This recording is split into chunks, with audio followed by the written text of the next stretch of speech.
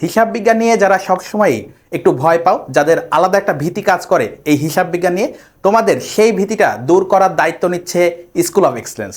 তোমাদের জন্য হিসাব বিজ্ঞানের প্রাপ্য হিসাব সময়ের হিসাব রক্ষণের উপর একটি স্পেশাল ক্লাস আজকে আমরা নিব, এবং এই ক্লাসের মাধ্যমে তোমাদের এই অধ্যায়ের A to Z সম্পূর্ণ হবে, এবং পাশাপাশি এই অধ্যায়ের একটি 10 মার্কের সৃজনশীল এবং 3টি MCQ তোমার বোর্ড পরীক্ষায় নিশ্চিত কমন হবে।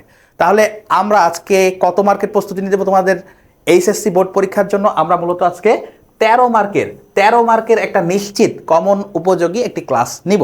তাহলে এই ক্লাসটি যারা করছো, যারা তোমাদের এইচএসসি বোর্ড পরীক্ষায় নিশ্চিত 13 মার্কের কমন পেতে চাও, তোমাদের জন্য আজকের ক্লাসটি। এবং তোমরা খাতা কলম নিয়ে টেবিলে বসে ক্লাস করো, কারণ শুয়ে বসে থাকলে কিন্তু খুব বেশি ভালো করা যাবে না। ক্লাসের পাশাপাশি নোট করতে হবে, পুরো ক্লাসটা প্রথম থেকে শেষ পর্যন্ত মনোযোগ দিয়ে দেখতে হবে। তাহলে আর দেরি কেন, আমরা আমাদের ক্লাসটি শুরু করছি।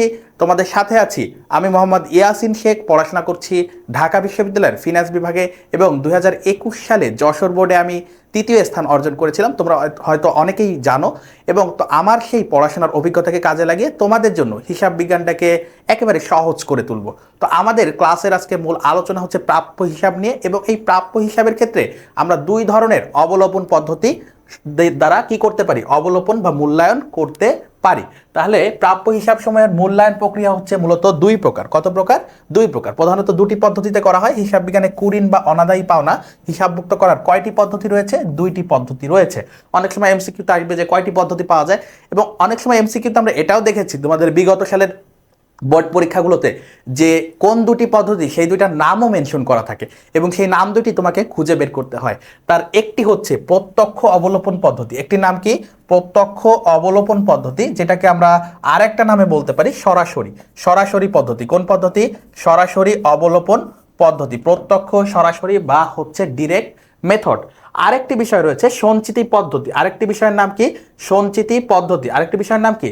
সঞ্চিতি বা ভবিষ্যৎ ব্যবস্থা পদ্ধতি। সঞ্চিতি বা ভবিষ্যৎ ব্যবস্থা পদ্ধতি। তাহলে আরেকটি নাম হচ্ছে সঞ্চিতি পদ্ধতি বা অ্যালাউন্স অর প্রভিশন মেথড। তাহলে এই 2টি পদ্ধতি হচ্ছে আমাদের প্রাপ্য হিসাবের কুরিন অবলোপনের জন্য অবলোপন করা হয়।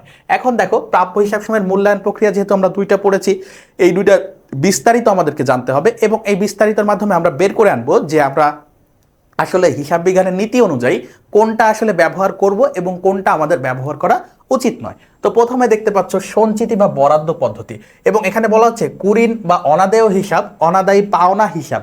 কুরিনের আরেকটা নাম হচ্ছে অনাদায়ী পাওনা, মানে যে টাকা আদায় করা যায় না সেটাকেই আমরা বলি কুরিন। দেনাদারের কাছ থেকে যে টাকা আদায় করা যায় না সেটাকে আমরা বলি অনাদেয়, সেটাকে বলি অনাদায়ী পাওনা, সেইটাকেই বলি কুরিন। অনেকেই হয়তো যে এরকম ভিন্ন ভিন্ন কথা দেখে অনেক সময় একটু দ্বিধা দ্বন্দ্বে পড়ে যাও, তো তোমাদের সেইটা মন যেন না আসে, এজন্য আমি বলছি এই কুরিনের আরও 2টা নাম আছে, সেটা হচ্ছে অনাদেয় বা হচ্ছে অনাদায়ী পাওনা। এরপরে দেখো, লিপিবদ্ধ করার ক্ষেত্রে প্রতিটি হিসাবকালের শেষে পরবর্তী হিসাবকালের জন্য সন্দেহজনক দেনাদারের জন্য সঞ্চিতি বা বরাদ্দ সৃষ্টি এবং কুরিন লিপিবদ্ধ করার পদ্ধতিকে বলা হয় সঞ্চিতি বা বরাদ্দ পদ্ধতি। অন্যদিকে প্রত্যক্ষ পদ্ধতিতে কি করা হয়? এই ধরনের কোনো সঞ্চিতি করা হয় না। ধরো এই পদ্ধতিতে কি করা হয়, তোমার দেনাদার আছে 50,000 টাকা, আমি ধরে নিলাম যে আমার আগামী বছর 5% আদায় হবে না, তাহলে 5% কত হয়? 2,500 টাকা আদায় হবে না, এটাকে বলে সঞ্চিতি পদ্ধতি। আরেকটার ক্ষেত্রে বলা হচ্ছে প্রত্যক্ষ পদ্ধতি বা সরাসরি পদ্ধতি, এবং এক্ষেত্রে কি করা হয়? কোনো দেনাদার নিশ্চিতভাবে অনাদেয় হয়ে গেলে মানে তুমি বুঝেই ফেলছো যে এই দেনাদারের কাছ থেকে আর আমি আদায় করতে পারবো না এই টাকাটা, তখন যখন কুরিন ধরা হয় বা অনাদায়ী পাওনা হিসেবে খরচ ধরা হয়, সেইটাকে আমরা বলি সরাসরি হিসাব। তাহলে সরাসরির ক্ষেত্রে কি করা হয়? যতক্ষণ না নিশ্চিত হওয়া যায় ততক্ষণ কোনো কুরিন ধার্য করা হয় না। যখন তুমি বুঝে ফেলো যে আমার এই দেনাদারের কাছ থেকে আমি আর কোনো টাকা আদায় করতে পারবো না বা কিছু অংশ আদায় করতে পারবো না, একেবারে নিশ্চিত হয়ে যাও, বা কেউ ধরো দেউলিয়াগ্রস্ত হলো, কেউ মারা গেল, কেউ পাগল হয়ে গেল, তো সেক্ষেত্রে তুমি নিশ্চিত বুঝে ফেলছো যে এর কাছ থেকে আদায় হবে না, তখন এই পদ্ধতিতে আমরা কুরিন খরচ বৃদ্ধি করি এবং দেনাদারের নিশ্চিত হ্রাস বৃদ্ধি করি। তাহলে আমাদের ক্ষেত্রে এটা জাবেদা কি হচ্ছে? কুরিন খরচ ডেবিট এবং হচ্ছে দেনাদার ক্রেডিট সরাসরি পদ্ধতিতে। এরপরে দেখো, দ্বিতীয় যে বিষয়টা রয়েছে সেক্ষেত্রে বলছে প্রতি হিসাবকালের শেষে পরবর্তী হিসাবকালের জন্য সম্ভাব্য কুরিন নির্ধারণ করে কুরিন খরচ বৃদ্ধি এবং দেনাদারের আনুমানিক হ্রাস লিপিবদ্ধ করার জন্য সমন্বয় দাখিলা দেওয়া হয়। তাহলে এটার ক্ষেত্রে কি হয়, সমন্বয় দাখিলা দেওয়া হয়। কোনো দেনাদার নিশ্চিতভাবে অনাদেয় হয়ে গেলে কুরিন খরচ বৃদ্ধি এবং দেনাদারের নিশ্চিত হ্রাস লিপিবদ্ধ করার জন্য দাখিলা দেওয়া হয়। এটার ক্ষেত্রে কোনো সমন্বয় দাখিলার প্রয়োজন হয় না। তাহলে সরাসরি পদ্ধতিতে সমন্বয় দাখিলার প্রয়োজন হয় না। আর এইখানে আমরা প্রথমে হচ্ছে সঞ্চিতি লিপিবদ্ধ করে রাখছি, পরবর্তীতে যখন নিশ্চিত হই তখন সমন্বয় দাখিলার মাধ্যমে কি করি, এটা আমরা সমন্বয় করি। কি করি, সমন্বয় করি। এখন আমাদের যে জাবেদাটা দেখতে হবে, কি দেখতে হবে, জাবেদা। তো জাবেদার ক্ষেত্রে দেখো, যখন আমরা এই পদ্ধতিতে করি, সঞ্চিতি পদ্ধতিতে যখন করি, তখন কুরিন সঞ্চিতি সৃষ্টি বা বৃদ্ধি করার জন্য জাবেদা হচ্ছে কুরিন খরচ ডেবিট এবং কুরিন সঞ্চিতি হিসাব ক্রেডিট। কি ডেবিট, কুরিন খরচ ডেবিট এবং কুরিন সঞ্চিতি হিসাব হচ্ছে ক্রেডিট। কিন্তু প্রত্যক্ষ বা সরাসরি পদ্ধতিতে যেহেতু আমরা কোনো সঞ্চিতি কোনো নামে কোনো হিসাব রাখি না, এজন্য আমাদের এই জাবেদাটা দেওয়ার প্রয়োজন হয় না। বলছে কুরিন সঞ্চিতি সৃষ্টি করা হয় না, তাহলে জাবেদাও হবে না, যেহেতু কুরিন সঞ্চিতি নামে কোনো হিসাব নাই আমাদের সরাসরি পদ্ধতিতে। এরপরে দেখো, সঞ্চিতি বা বরাদ্দ পদ্ধতিতে কুরিন হলে কুরিন অবলোপনের জন্য জাবেদা দাখিলা হচ্ছে কুরিন সঞ্চিতি হিসাব ডেবিট এবং প্রাপ্য হিসাব ক্রেডিট। অর্থাৎ আমাদের প্রাপ্য হিসাব কমে যায়, আমরা কুরিন খরচ তো আগে লিখে ফেলেছি, কুরিন খরচ কিন্তু আগেই লিখে ফেলেছি এবং এই অংশটা ক্রেডিট করছি। এখন যখন আমাদের নিশ্চিত হব যে আমার প্রাপ্য হিসাব থেকে বা দেনাদার থেকে টাকা আদায় হবে না, তখন আমি প্রাপ্য হিসাবকে ক্রেডিট করব, পাশাপাশি যেহেতু সঞ্চিতি নামে একটা হিসাবকে কি করছিলাম, ক্রেডিট করছিলাম, সেইটাকে ডেবিট করব। কিন্তু প্রত্যক্ষ বা সরাসরি পদ্ধতিতে আমি সঞ্চিতি নামে কোনো হিসাব রাখি নাই, যেমন এখানে কোনো হিসাব আমরা রাখি নাই, তাহলে আমাদের সঞ্চিতিকে ডেবিট করার প্রয়োজন নেই। আমরা কুরিন নামে সরাসরি ডেবিট করব এবং প্রাপ্য হিসাবকে কি করব, ক্রেডিট করব। আশা করি বুঝতে পারছো সরাসরি এবং সঞ্চিতি পদ্ধতির ব্যাপারটা। এরপরে দেখো, পূর্বে অবলোপনকৃত কুরিন পুনরুদ্ধার করা গেলে, ধরো তুমি মনে করছিলা যে 2000 টাকা আদায় হবে না একজন দেনাদার কাছ থেকে, কিন্তু পরবর্তীতে সেই দেনাদার কোনো কারণে তোমার সেই টাকাটা দিয়ে দিয়েছে, তার মানে পুনরুদ্ধার করা গেছে, এটাকে বলে কুরিন পুনরুদ্ধার। এখন এই পুনরুদ্ধারের ক্ষেত্রে এইখানে জাবেদা কি হবে, এখানে দুই ধরনের জাবেদা হয়, একটা হচ্ছে দেনাদার হিসাব ডেবিট এবং কুরিন সঞ্চিতি হিসাব ক্রেডিট। কারণ কি, তুমি প্রাপ্য হিসাবকে ক্রেডিট করছিলা, তাহলে সেই প্রাপ্য হিসাবকে আবার ডেবিট করতে হবে যেহেতু টাকা আদায় হয়েছে, এবং পাশাপাশি কুরিন সঞ্চিতি হিসাব কি করছিলা, ডেবিট করছিলা, সেটাকে করতে হবে ক্রেডিট সঞ্চিতির বৃদ্ধি করার জন্য। সকল প্রকার সঞ্চিতি ক্রেডিট, শুধুমাত্র পাওনাদার বাট্টা সঞ্চিতির বাদে। তাহলে আমাদের সঞ্চিতি বাড়লো, এজন্য আমরা ক্রেডিট করলাম। এরপরে তুমি যেহেতু দেনাদারের কাছ থেকে টাকা পেয়েছো নগদে বা ব্যাংকে, তাহলে লিখবা নগদ ডেবিট। কি লিখবা, নগদ হিসাব ডেবিট এবং দেনাদার হিসাব ক্রেডিট। এবং কি লিখবা, দেনাদার হিসাব ক্রেডিট, কারণ দেনাদার কমে গেল। তুমি যখন দেনাদারের কাছ থেকে টাকা পাবা তখন তোমার দেনাদার কমে যাচ্ছে, পাশাপাশি কি হচ্ছে, তুমি নগদে বা ব্যাংকে টাকা পাচ্ছ। এখানে ব্যাংকও লিখতে পারো যদি ব্যাংকের মাধ্যমে পাও। এই দুটি দাখিলা মিলে হয় নগদান হিসাব মূলত ডেবিট এবং কুরিন সঞ্চিতি হিসাব ক্রেডিট। এখন যদি আমাদের প্রত্যক্ষ বা সরাসরি পদ্ধতিতে যদি কুরিন পুনরুদ্ধার হয়, সেক্ষেত্রে কি হয় দেখো, সেক্ষেত্রে আমরা নগদ টাকা পাই দেনাদারের কাছ থেকে, এই জন্য নগদান হিসাব বা ব্যাংক হিসাব আমরা ডেবিট করি। পাশাপাশি আমাদের যেহেতু এখানে কোনো কুরিন সঞ্চিতি নামে কোনো হিসাব থাকবে না, তাহলে আমরা সঞ্চিতিটাকে ক্রেডিট করতে পারতেছি না, এখানে আমরা কুরিন পুনরুদ্ধার নামে একটা হিসাব এনে ক্রেডিট করি। কি করি, কুরিন পুনরুদ্ধার নামে হিসাব এনে হিসাব করি। এবং আমাদের হিসাব বিজ্ঞানের নীতিমালা কি বলছে দেখো, প্রত্যক্ষ অবলোপন পদ্ধতি ব্যবহার করা উচিত নয়। অর্থাৎ এই যে সরাসরি পদ্ধতি বা ডিরেক্ট মেথড বা প্রত্যক্ষ অবলোপন পদ্ধতি, এটা কি করা যাবে না, এটা ব্যবহার করা যাবে না, এটা ব্যবহার করা উচিত নয়। এটি রক্ষণশীলতা ও মিলকরণ নীতির, কোন নীতির, রক্ষণশীলতা এবং মিলকরণ নীতির লঙ্ঘন করে। তবে কোনো প্রতিষ্ঠানে সচরাচর খুব কম পরিমাণে কুরিন হলে বস্তুনিষ্ঠতার ভিত্তিতে, কোন নীতির ভিত্তিতে, বস্তুনিষ্ঠতার নীতির ভিত্তিতে এ পদ্ধতিতে কুরিন লিপিবদ্ধ করা যেতে পারে। তাহলে স্বাভাবিকভাবে আমরা সরাসরি পদ্ধতিতে অবলোপন করব না, আমরা সঞ্চিতি পদ্ধতিতে সবসময় করব সৃজনশীলগুলো। কিন্তু কখনো যদি বস্তুনিষ্ঠতার নীতি অনুসারে আমরা করতে পারি, এই তথ্যটা তোমাদের জন্য এমসিকিউ এর জন্য গুরুত্বপূর্ণ, যে কোন নীতি অনুযায়ী সরাসরি বা প্রত্যক্ষ পদ্ধতিতে কুরিন অবলোপন করা যায়, সেটা হচ্ছে বস্তুনিষ্ঠতার নীতি। এবং সরাসরি বা আমাদের যে ডিরেক্ট মেথড বা প্রত্যক্ষ পদ্ধতি, এই পদ্ধতিতে কোন নীতি লঙ্ঘন হয়, সে দুটা হচ্ছে রক্ষণশীলতার নীতি এবং মিলকরণ নীতি। আশা করি এইখান থেকে যা যা এমসিকিউ আসবে, জাবেদা আসবে, সরাসরি পদ্ধতির যে বিষয়গুলো আসবে বা আমাদের সঞ্চিতি পদ্ধতির যে বিষয়গুলো আসবে, কোন নীতির লঙ্ঘন করে, কোন নীতি অনুযায়ী করা যাবে, এই বিষয়গুলো তোমরা বুঝতে পেরেছো। আমরা আমাদের পরবর্তী স্লাইডে যাব। তো এইখানে দেখো, দুইটা বিষয়ের পার্থক্য একসাথে যদি আমরা দেখাতে চাই, সেক্ষেত্রে কি বলছে, এমসিকিউ এর জন্য, তোমাদের এমসিকিউ এর জন্য এই স্লাইডটাও গুরুত্বপূর্ণ। বলছে অনাদায়ী পাওনা, কি বলছে, অনাদায়ী পাওনা, কি বলছে, অনাদায়ী পাওনা এবং হচ্ছে সন্দেহজনক পাওনা সঞ্চিতির পার্থক্য। দেখো অনাদায়ী পাওনা মানে হচ্ছে কুরিন বা খরচ। অনাদায়ী পাওনা মানে কি? কুরিন বা খরচ। অনাদায়ী পাওনা মানে হচ্ছে কুরিন বা খরচ। কুরিন বা হচ্ছে একটা এটা হচ্ছে একটা পরিচালন খরচ। কোন খরচ? পরিচালন খরচ। ওকে, তাহলে এই যে অনাদায়ী পাওনা এটা হচ্ছে মূলত কুরিন বা পরিচালন খরচ। আর অনাদায়ী বা সন্দেহজনক পাওনা সঞ্চিতি হচ্ছে আমাদের একটা কি? সঞ্চিতি হচ্ছে একটা বিপরীত সম্পত্তি। সঞ্চিতি কি? একটা বিপরীত সম্পত্তি, অর্থাৎ এটা হচ্ছে দেনাদারকে কমিয়ে দেয়। বিপরীত সম্পদ এটা কি? বিপরীত সম্পদ। তাহলে এইটা যেহেতু প্রাপ্য হিসাব নামক সম্পদকে কমিয়ে দেয়, এটা হচ্ছে বিপরীত সম্পত্তি। কোনো হিসাব যদি অন্য একটা হিসাবকে কমিয়ে দেয় সেটাকে আমরা বিপরীত হিসাব বলি। যেহেতু এটা প্রাপ্য হিসাবকে কমিয়ে দেয় তাহলে এটা প্রাপ্য হিসাবের বিপরীত হিসাব বা প্রাপ্য হিসাবের বিপরীত সম্পদ হিসাব, এই হিসাবে তোমরা বলতে পারো। আর কুরিনটা হচ্ছে একটা ধরনের পরিচালন খরচ এবং এটার আরেকটা নাম হচ্ছে অনাদায়ী পাওনা। এখন এই অনাদায়ী পাওনা এবং অনাদায়ী পাওনা সঞ্চিতির মধ্যে যে পার্থক্য হচ্ছে প্রকৃতির দিক থেকে দেখো, চূড়ান্ত প্রচেষ্টার পর আদায় করা সম্ভব নয়। তাহলে অনাদায়ী পাওনা হচ্ছে খরচ হয়ে যায় এবং চূড়ান্ত প্রচেষ্টার পর আমরা আর কি করতে পারি না? আদায় করতে পারি না। আর এটার প্রকৃতি কি দেখো? এটার প্রকৃতি হচ্ছে ক্ষতিপূরণের ভবিষ্যৎ ব্যবস্থা মাত্র। তাহলে এই ক্ষেত্রে আমরা কি করি? আগাম সঞ্চিতি ধরে রাখি এবং মনে করি যে এত টাকা হয়তো বা আদায় হবে না আমাদের ভবিষ্যৎ ব্যবস্থা হিসাবে। ক্ষতির ধরন বলছে নিশ্চিত ক্ষতি, অর্থাৎ আমরা অনাদায়ী পাওনা তখনই ধার্য করি যখন এটা হচ্ছে কি হয়ে যায়, একেবারে নিশ্চিতভাবে বুঝে ফেলি যে এটা আমাদের খরচ হয়ে গিয়েছে, এটা আর আদায় করা সম্ভব নয়। আর সম্ভাব্য ক্ষতি, এটা হচ্ছে সম্ভাব্য ক্ষতি। এরপর দেখো হচ্ছে রেওয়ামিলা অবস্থান, এটা ডেবিট দিকে বসে। খরচ সবসময় কোথায় বসে? ডেবিট দিকে বসে, এটা সবসময় ডেবিট দিকে বসে। আর অনাদায়ী পাওনা সঞ্চিতি যেহেতু একটা প্রভিশন বা বিপরীত সম্পদ ডেবিটে বসে এবং বিপরীত সম্পদ কোথায় বসবে? ক্রেডিট দিকে বসে। আচ্ছা, এরপরে বলছে অস্তিত্ব, বর্তমান বছরে হিসাব বন্ধ করে দেওয়া হয়। তাহলে অনাদায়ী পাওনা কি করা হয়? সমাপনী জাবেদার মাধ্যমে বন্ধ করে দেওয়া হয়। কোন জাবেদার মাধ্যমে?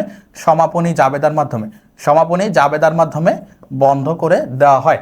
পরবর্তী বছরে স্থানান্তর করা হয়। দেখো সঞ্চিতির ক্ষেত্রে পরবর্তী বছরে স্থানান্তর করা যায়। তাহলে এটা হচ্ছে স্থায়ী হিসাব, এটা হচ্ছে স্থায়ী হিসাব। ওকে, আর এটা হচ্ছে অস্থায়ী হিসাব যা সমাপনী জাবেদার মাধ্যমে বন্ধ করে দেওয়া হয়, প্রদর্শন করা হয় না। দেখো যেহেতু আমাদের বিশদ আয় বিবরণীতে খরচ এর বিপরীতে আয় সারাংশ হিসাবে না এটা বন্ধ করে দেওয়া হচ্ছে, তাহলে এটা বিশদ আয় বিবরণীতে বন্ধ হয়ে যায়, এরপরে আর আনা হয় না। আর্থিক অবস্থার বিবরণীতে বা ব্যালেন্স শিটে বা উদ্বৃত্তপত্রে এটা আমরা আনি না। আর সঞ্চিতি হচ্ছে আমাদের আর্থিক অবস্থার বিবরণীতে প্রদর্শন করা হয়, সঞ্চিতি এবং উদ্বৃত্ত আকারে। এরপর হচ্ছে প্রাপ্য হিসাবের থেকে আমরা বাদ দিয়ে দেখাই। তো এই বিষয়টা আমাদেরকে বুঝতে হবে। এরপর দেখো আর্থিক অবস্থার বিবরণীতে হিসাবভুক্তকরণ, আয় বিবরণীতে খরচ হিসাবে দেখানো হয় আর আর্থিক অবস্থার বিবরণীতে প্রাপ্য হিসাব থেকে বাদ দিয়ে দেখানো হয়, যেটা তোমাদেরকে মাত্র বলছিলাম। তাহলে এইটা হচ্ছে শুধুমাত্র আয় বিবরণীতে দেখানো হয় খরচ হিসাবে এবং এরপরেই বন্ধ করে দেওয়া হয় আয় সারাংশ হিসাবে নে, এবং যেহেতু অস্থায়ী হিসাব এবং এইটা স্থায়ী হিসাব হয়, এটা হচ্ছে আর্থিক অবস্থার বিবরণীতে দেখানো হয়। এই ছিল আমাদের পার্থক্য। এমসিকিউ এর জন্য এই বিষয়গুলো অবশ্যই আমাদেরকে জানতে হবে। এখন দেখো অনাদায়ী পাওনা সঞ্চিতির পরিমাণ নির্ধারণ। এখন কোথায় আসলাম আমরা? পরিমাণ নির্ধারণে। কিসের উপর? পরিমাণ নির্ধারণে। এই সঞ্চিতির অনাদায়ী পাওনা যে সঞ্চিতি বা যে প্রভিশন রয়েছে, এটা কোন মেথডে আমরা করি? সঞ্চিতি বা বরাদ্দ পদ্ধতিতে। তাহলে এই যে সঞ্চিতি বা বরাদ্দ পদ্ধতির ক্ষেত্রে দুইটা বিষয় সবসময় দেখা যায় কিভাবে আমরা পরিমাণ নির্ণয় করি। সাধারণত কিছু ক্ষেত্রে বলা হয় বাকিতে বিক্রয়ের উপর। কিসের উপর? বাকিতে বিক্রয় বা বিক্রয়ের শতকরা হারের উপর। তাহলে সঞ্চিতি পদ্ধতিতে অনাদায়ী পাওনা নির্ধারণের জন্য দুইটি পদ্ধতি ব্যবহার করা হয়, যার একটা হচ্ছে বিক্রয়ের উপর শতকরা হার। বলা হয়ে থাকে যে এত টাকা বাকিতে বিক্রয়, এর শতকরা 2% হচ্ছে আদায় হবে না বা অনাদায়ী পাওনা সঞ্চিতি ধার্য করতে হবে। এরকম এমসিকিউ আমরা দেখবো, সৃজনশীলগুলো করে দেখবো। এরপর হচ্ছে প্রাপ্য হিসাব বা দেনাদারের উপর শতকরা হার। অনেক সময় বলা হয় যে দেনাদারের উপর 2% বাট্টা সঞ্চিতি ধরতে হবে বা দেনাদারের উপর 5% অনাদায়ী পাওনা সঞ্চিতি ধরতে হবে, এমন বলে। তাহলে দুইটা বিষয় দেখি, একটা হচ্ছে বিক্রয়ের উপর শতকরা হার আর একটা হচ্ছে প্রাপ্য হিসাব বা দেনাদারের উপর শতকরা হার। তো এই ছিল মূলত আমাদের বেসিক আলোচনা। এখন আমরা চলে যাব আমাদের যে বিশদ আয় বিবরণী এবং আর্থিক অবস্থার বিবরণীতে এই দুইটা মূলত আমরা কিভাবে দেখাই। তোমরা সবাই জানো যে বিশদ আয় বিবরণীর ক্ষেত্রে বিশদ আয় বিবরণীর ক্ষেত্রে কি হয়, আমরা খরচ এবং আয়টাকে দেখাই। যেহেতু অনাদায়ী পাওনা হচ্ছে একটা খরচ, এটা আমরা দেখাতে পারবো অনাদায়ী পাওনা সঞ্চিতি কোনো খরচ না বরং ভবিষ্যৎ ব্যবস্থা। এটা আমরা কোথায় দেখাবো, আর্থিক অবস্থার বিবরণীতে। এখন অনাদায়ী পাওনা যেহেতু খরচ, এটা আমরা কিভাবে দেখাবো বিশদ আয় বিবরণীতে, অনাদায়ী পাওনা, অনাদায়ী পাওনা নামে যতটুকু আছে সেটা আমরা প্রথমে বসাবো, এর সাথে আমরা যোগ করব, এর সাথে কি করব, যোগ করব অলিখিত অনাদায়ী পাওনা, বা অলিখিতর আরেকটা নাম হচ্ছে নতুন, অলিখিত আরেকটা কি, নতুন অনাদায়ী পাওনা। তাহলে এটা যোগ করব, পাশাপাশি নতুন বা অলিখিত অনাদায়ী পাওনা সঞ্চিতিটাও কি করব, যোগ করব। আর বিয়োগ করব কি, পুরাতন অনাদায়ী পাওনা সঞ্চিতি, এটা কি করব, বিয়োগ করব, এটা হচ্ছে বিয়োগ করব। এখন পুরাতন বুঝবো কি করে, পুরাতন হচ্ছে রেওয়া মিলে থাকবে বা রেওয়া মিলে শুরুতে থাকবে। পুরাতনটা কি বলা থাকবে যে রেওয়া মিলে এত টাকা ছিল অনাদায়ী পাওনা সঞ্চিতি, সেটা পুরাতন। অথবা বলবে শুরুতে এত টাকা, তাহলে সেটা পুরাতন। অথবা বলবে লিখিত, তাহলে আমাদের অলিখিতগুলো হচ্ছে নতুন, আর যেগুলো রেওয়া মিলে থাকবে সেগুলো পুরাতন। আশা করি বুঝতে পেরেছো। তাহলে এটা হচ্ছে আমাদের বিশদ আয় বিবরণীতে দেখানোর নিয়ম। তাহলে শুরুটা করব আমরা কুরিন দিয়ে বা কুরিন খরচ দিয়ে, এর সাথে নতুন দুইটা যোগ করব, নতুন অনাদায়ী পাওনা বা নতুন অনাদায়ী কুরিন এবং নতুন অনাদায়ী পাওনার সঞ্চিতি, এই দুইটা বিষয়ে যোগ করব, বিয়োগ করব কোনটা, পুরাতনটা, পুরাতনটা রেওয়া মিলে থাকবে। এই ছিল আমাদের বিশদ আয় বিবরণীর বিষয়। আমরা চলে যাব আর্থিক অবস্থার বিবরণী। কোথায় যাব, আর্থিক অবস্থার বিবরণী। তো এই ক্ষেত্রে দেখো চলতি সম্পদ, চলতি সম্পদের মধ্যে আমাদের প্রাপ্য হিসাব যায়, চলতি সম্পদের মধ্যে কি যায়, প্রাপ্য হিসাব যায়। এবং এই প্রাপ্য হিসাব দিয়ে আমরা যদি শুরু করি, চলতি সম্পদের মধ্যে যখন প্রাপ্য হিসাবে আসবো তখন আমরা বাদ দিব অলিখিত অনাদায়ী পাওনা। অলিখিতর আরেক নাম হচ্ছে নতুন, অলিখিতর আরেক নাম কি, নতুন অনাদায়ী পাওনা, নতুন অনাদায়ী পাওনা বা কুরিন খরচ। তাহলে প্রাপ্য হিসাব থেকে বাদ দিতে হবে অলিখিত অনাদায়ী পাওনা এবং বাদ দিতে হবে নতুন অনাদায়ী পাওনা সঞ্চিতি, নতুন অনাদায়ী পাওনা সঞ্চিতি। এই দুইটা বিষয় বাদ দিয়ে আমরা আর্থিক অবস্থার বিবরণীতে দেখাবো। কোথায় দেখাবো, আর্থিক অবস্থার বিবরণীতে। আশা করি এই দুইটা বিষয় বুঝছো। মানে আমাদের মূলত এই অধ্যায়ে আর্থিক অবস্থার বিবরণী বা বিশদ আয় বিবরণী করা মূল উদ্দেশ্য না, মূলত উদ্দেশ্য প্রাপ্য হিসাব, অনাদায়ী পাওনা এবং অনাদায়ী পাওনা সঞ্চিতি কোথায় কিভাবে দেখাবো, এতটুকু। তো এই ছিল আমাদের এই অধ্যায়ের মূল আলোচনা। আমরা এই অধ্যায়ের সৃজনশীলে চলে যাব। তোমাদের শুরুতেই বলেছিলাম এই অধ্যায়ের সৃজনশীল এবং এমসিকিউ তোমাদের জন্য সলভ করব।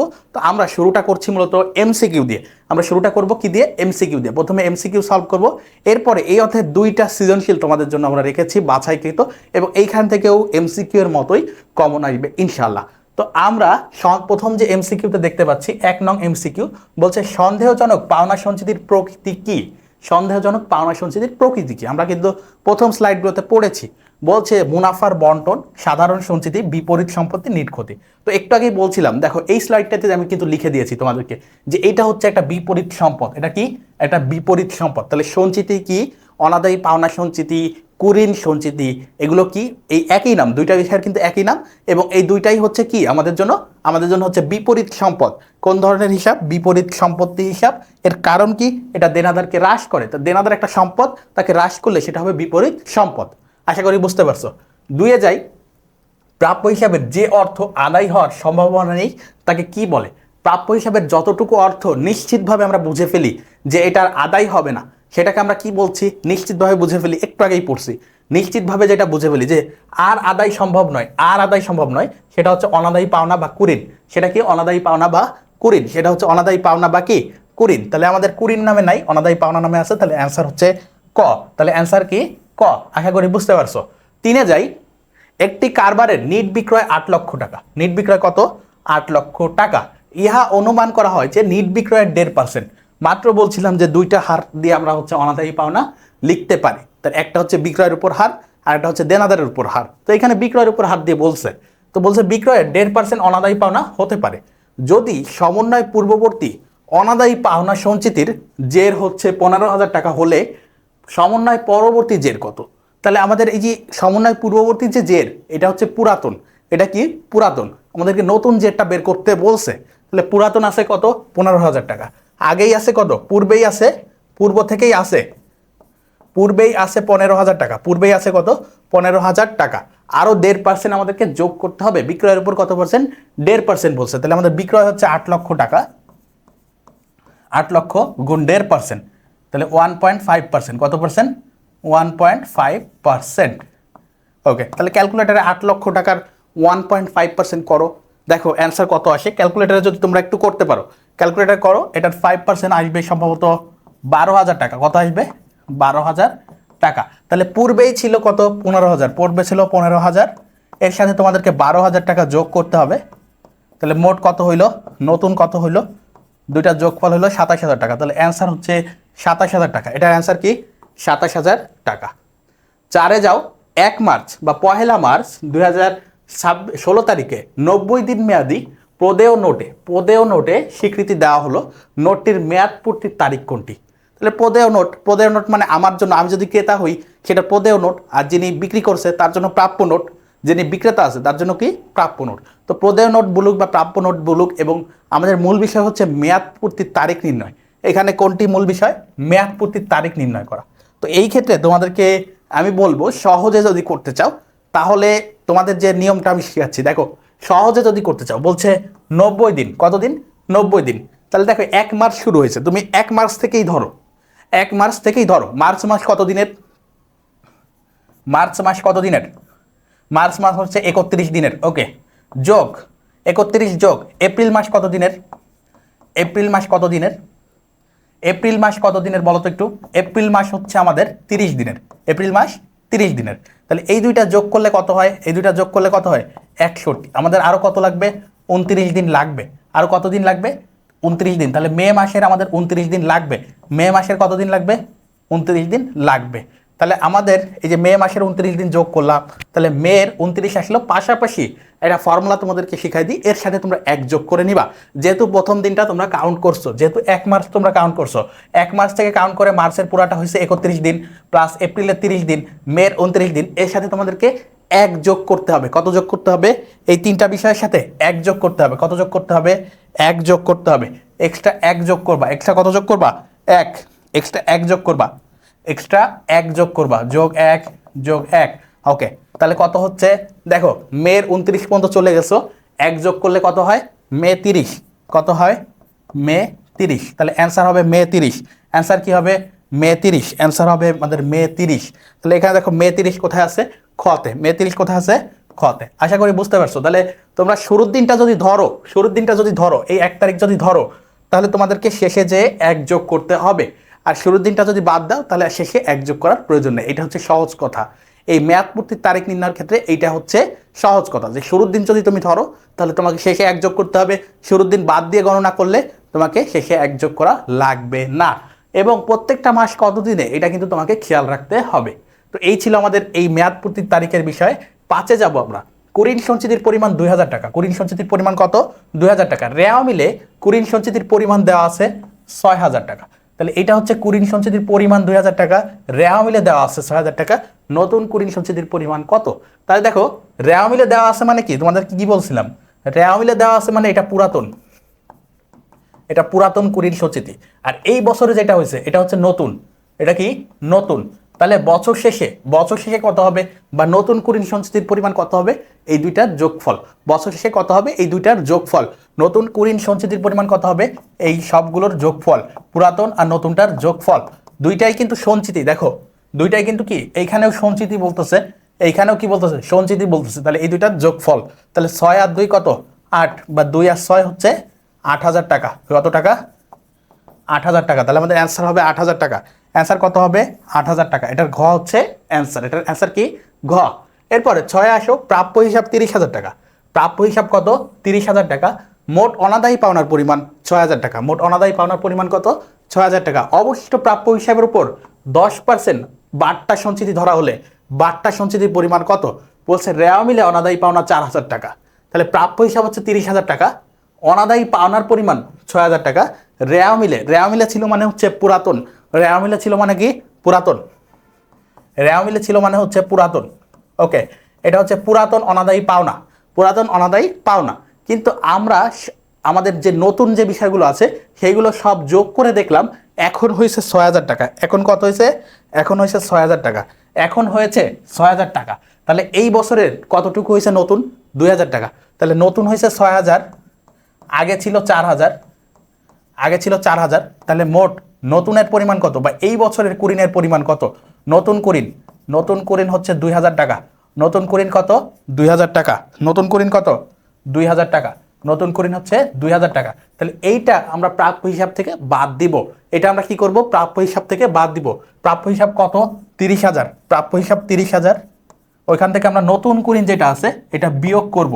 তাহলে নতুন কুড়িন 2000 টাকা বাদ দিব, তাহলে কত হয় 28,000 টাকা। কত হচ্ছে 28,000 টাকা। তাহলে এই 28,000 টাকা হচ্ছে আমাদের নেট প্রাপ্য হিসাব। এই 28,000 টাকা কি নেট প্রাপ্য হিসাব, আমি একটু লিখে দিই এখানে, নেট প্রাপ্য হিসাব। এই 28,000 টাকা হচ্ছে নেট প্রাপ্য হিসাব। তাহলে এই নেট প্রাপ্য হিসাবের উপর আমাকে এই 10% বাট্টা সঞ্চিতি ধরতে হবে।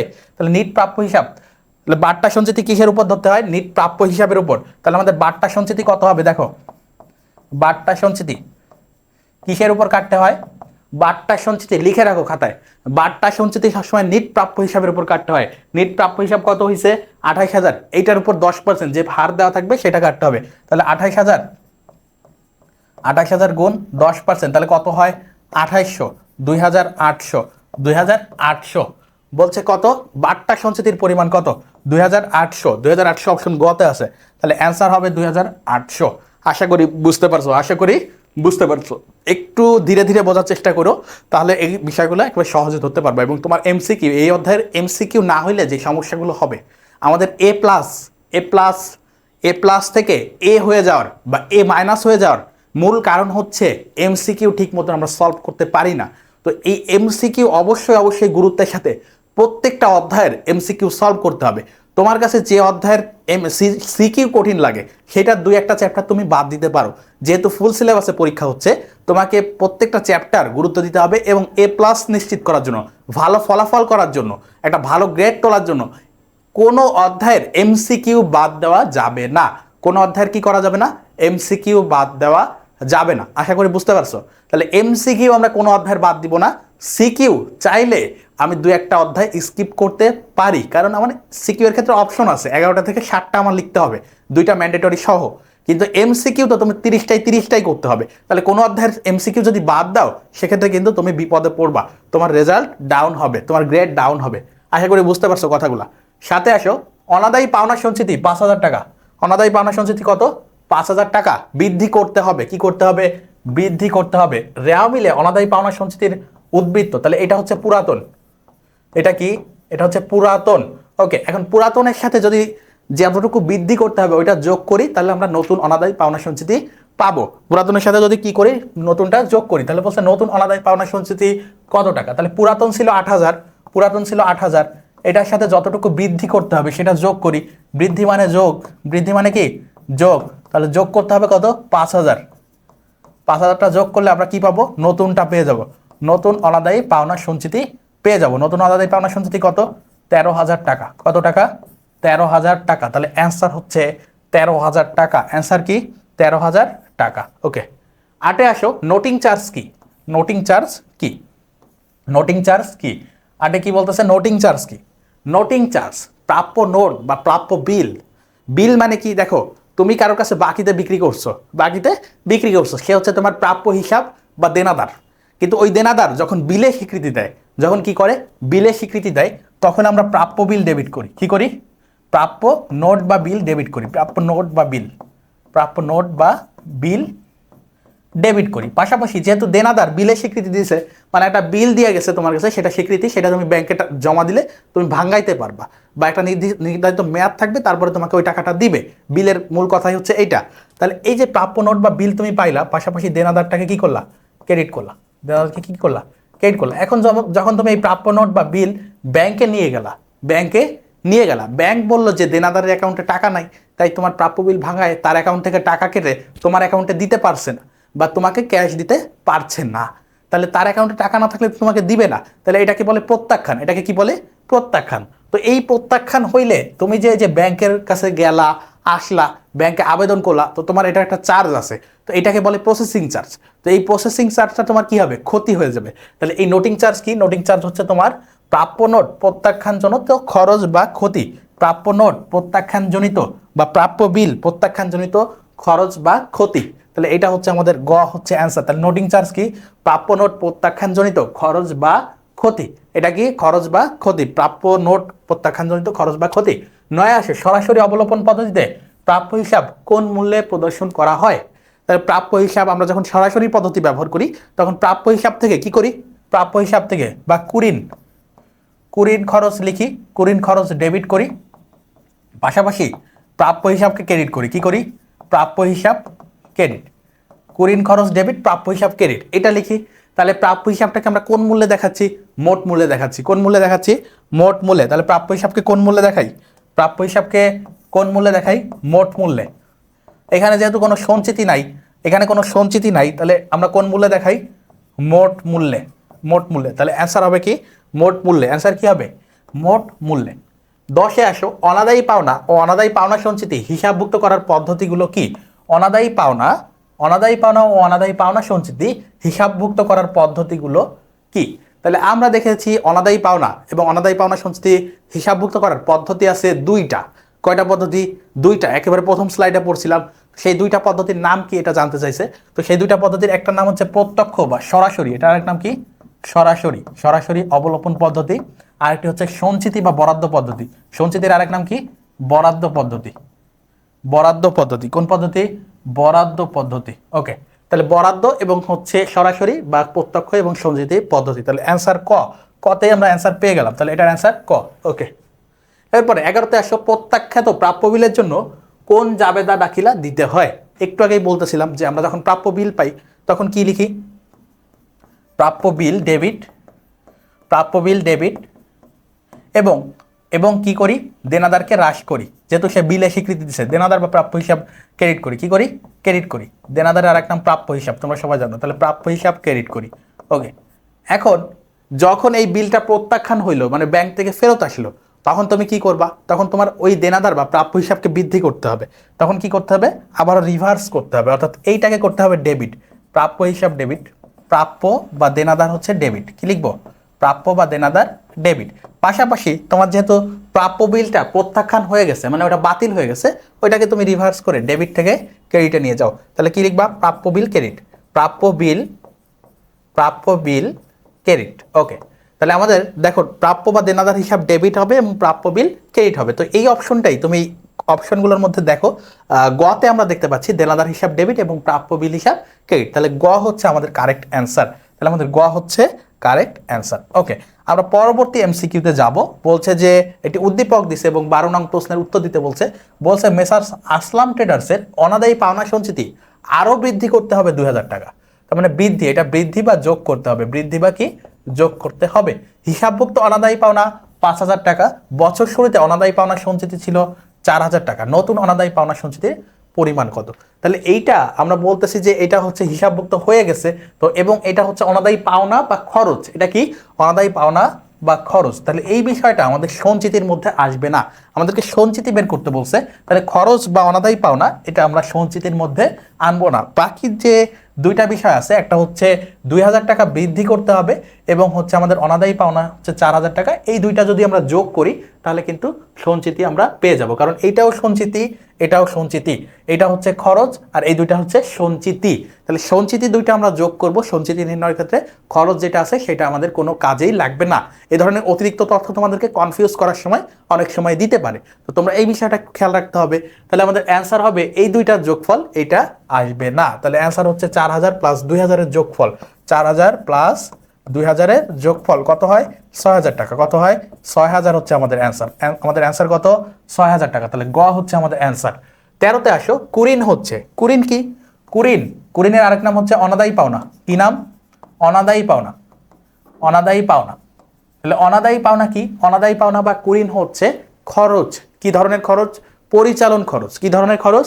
পরিচালন খরচ। কারণ এইটা আমরা মোট মুনাফা নির্ণয় করার পর যখন পরিচালন খরচ থাকে সেইটার মধ্যে লিখি এই কুরিন বা অনাদায়ী পাওনা। তাহলে এটা হচ্ছে অপরিচালন খরচ না, আর্থিক খরচ না, আর্থিক ক্ষতি না, এটা হচ্ছে পরিচালন খরচ। এটা কোন ধরনের খরচ?